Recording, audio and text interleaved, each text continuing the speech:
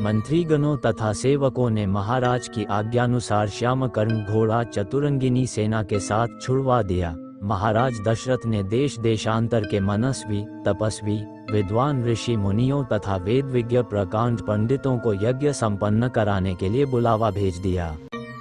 निश्चित समय आने पर समस्त अभ्यागतों के साथ महाराज दशरथ अपने गुरु वशिष्ठ जी तथा अपने परम मित्र अंगदेश के अधिपति लोभपाद के जामाता रिंग ऋषि को लेकर यज्ञ मंडप में पधारे।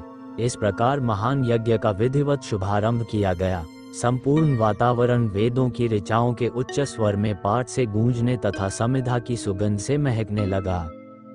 समस्त पंडितों, ब्राह्मणों, ऋषियों आदि को यथोचित धन धान्य, गौ आदि भेंट करके सादर विदा करने के साथ यज्ञ की समाप्ति हुई। राजा दशरथ ने यज्ञ के प्रसाद चरा को अपने महल में ले जाकर अपनी तीनों रानियों में वितरित कर दिया। प्रसाद ग्रहण करने के परिणाम स्वरूप परमपिता परमात्मा की कृपा से तीनों रानियों ने गर्भधारण किया। जब चैत्र मास के शुक्ल पक्ष की नवमी तिथि को पुनर्वसु नक्षत्र में सूर्य, मंगल, शनि, बृहस्पति तथा शुक्र अपने अपने उच्च स्थानों में विराजमान थे, कर्क लग्न का उदय होते ही महाराज दशरथ की बड़ी रानी कौशल्या के गर्भ से एक शिशु का जन्म हुआ जो कि श्याम वर्ण, अत्यंत तेजोमय, परम कांतिवान तथा अद्भुत सौंदर्यशाली था।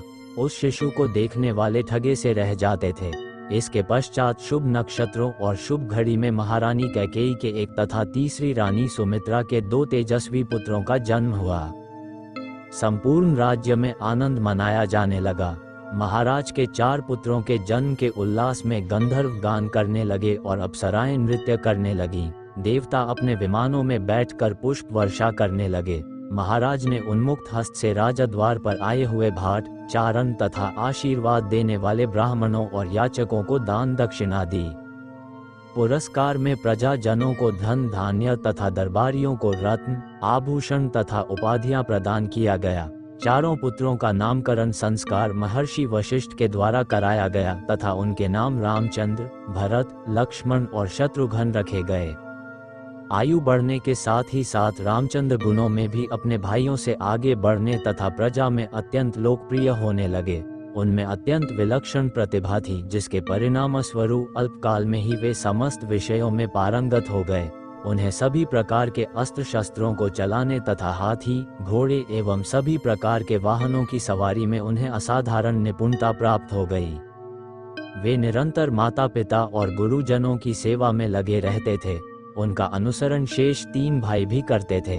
गुरुजनों के प्रति जितनी श्रद्धा भक्ति इन चारों भाइयों में थी, उतना ही उनमें परस्पर प्रेम और सौहार्द भी था। महाराज दशरथ का हृदय अपने चारों पुत्रों को देखकर गर्व और आनंद से भर उठता था।